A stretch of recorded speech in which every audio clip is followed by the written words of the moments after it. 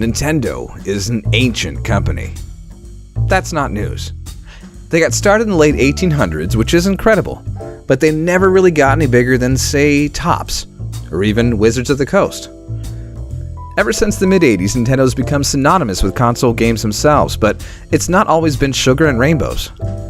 They've come close to dissolving completely a few times.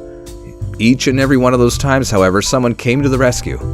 Gunpei Yokoi, Shigeru Miyamoto, and, here comes the kicker, this is my story of Satoru Iwata. Imagine an ocean. What does it look like? Big, wet, mostly horizontal, and what? Blue. Tremendously blue. That blue ocean represents a whole lot of water just waiting to claim, at least within the blue ocean theory, which was the central core of Satoru's philosophy. Find the blue ocean, not the red one.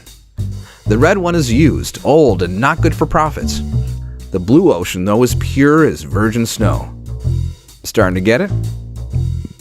Standing firmly on the shoulders of Gunpei Yokoi, Iwata was fond of taking simple concepts and expounding upon them while still keeping everything accessible. In doing so, you have something rich and original, while still being easily understood by child and veteran alike. Now, this may sound like common sense, but just ask that Mortal Kombat remake about it. Or the new Ghostbusters. Let's take a step back though. Even if you don't know Satoru Iwata, are you a Nintendo fan? Does this name sound familiar? That's likely because he was the president of Nintendo from 2002 to 2015. He was the head honcho that whole time. Not far back enough? Okay, let's take another step back. HAL Laboratories. Do you recognize this logo? If you've ever heard of Super Smash Bros., Kirby, or Earthbound, then the answer is likely yes. HAL Laboratory was behind each of those games, and starting in 1993, based on his programming expertise lending to everything from the data compression necessary to bring Pokemon Gold and Silver to the Game Boy Color, to the advanced parallax scrolling of F-Zero, he operated as the president of the company and the power behind the throne.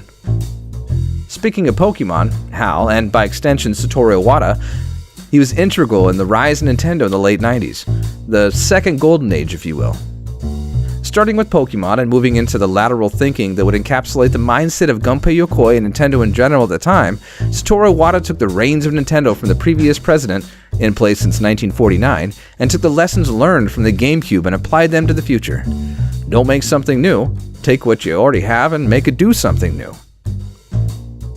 It was this central mindset that took Satoru Iwata from a brilliant programmer of games to the programmer of the video game industry as we know it. He's one of the trifecta of what made Nintendo and gaming in general into the mainstream blockbuster medium that it is today.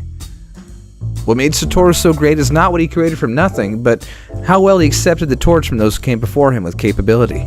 He knew how to develop concepts and hold them in his back pocket until they were needed, while also knowing how to steer a ship like a twist of his hand. We thank you, Satoru Iwata, and we hope that you rest in the peace that you so richly deserve. Next time, we take on the king, the Elvis of video games, Gunpei Yokoi. OMJames out.